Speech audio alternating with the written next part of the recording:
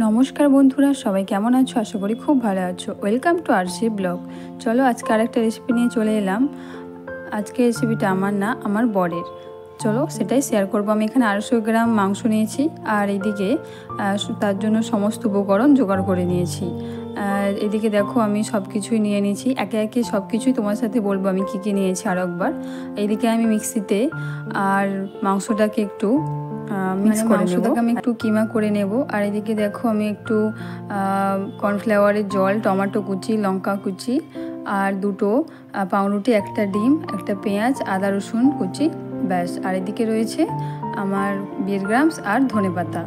আর এদিকে দেখো মাংসর কিমাটা একদম অলমোস্ট রেডি। এটা বড়মশাই করছে, আমি ভিডিওটা করছিলাম। এবার জানি না কেমন টেস্ট হবে, বড়মশাই জানে। চলো এবার এদিকে আমি মিক্সারে সব কিছু পেস্ট করে নেব। মানে যে সমস্ত উপকরণগুলো আমি তোমাদের সাথে শেয়ার করলাম, আদা রসুন কুচি, টমেটো কুচি, পেঁয়াজ কুচি, লঙ্কা কুচি, সব কিছু আমি মিক্সিতে ভালোভাবে একটা পেস্ট বানিয়ে নেব। তার সাথে আমি কিন্তু পাউরুটিটাও টুকরো টুকরো করে ওর মধ্যে দিয়ে দিলাম, আর একটা ডিম যে তোমাদের সাথে শেয়ার করলাম সেটাও দিয়ে দিলাম। আর এইদিকে মাংসর কিমাটা তো রেডি হয়ে গেছে, সেটা তোমাদেরকে আগে শেয়ার করেছি। এবার এর মধ্যে যে পেস্টটা বানিয়েছি ওটা দিয়ে দেব। পেস্টটা অনেকটাই পাতলা হয়ে গিয়েছিল, বড়মশাইকে বললাম, সে বলছে আমি ঠিক করে নেব। চলো, আর এদিকে আমি ভালোভাবে মিক্স করে নিয়েছি।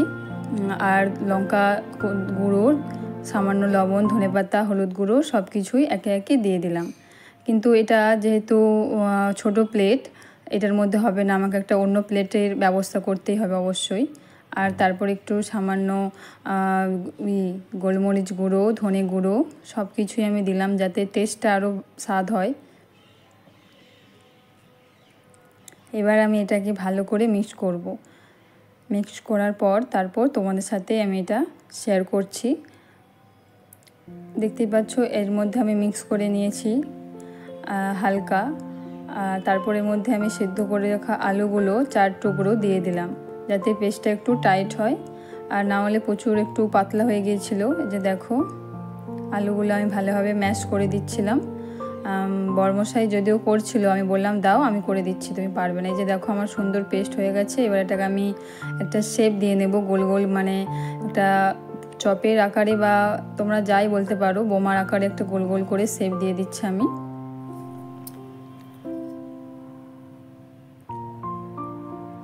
এই দেখো আমার অনেকগুলো মানে বড়া রেডি।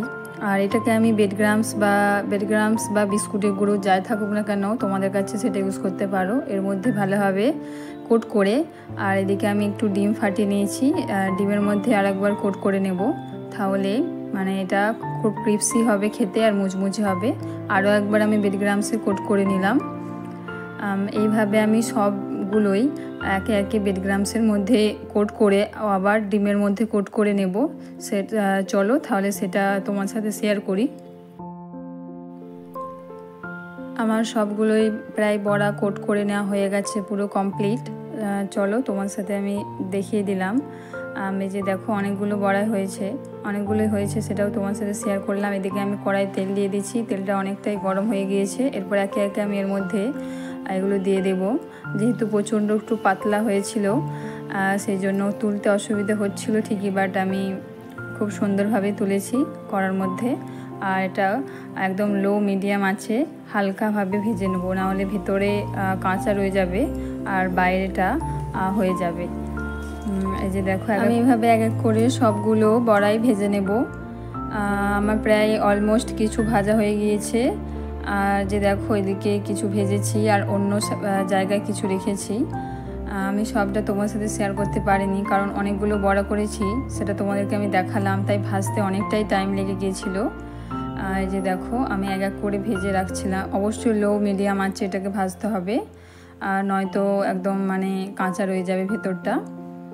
এরও দেখো আমি এখানে আরও কিছু তুলে বড়া দিলাম, তো এগুলোকেও ভেজে ভেজে আমি তুলে নিচ্ছি।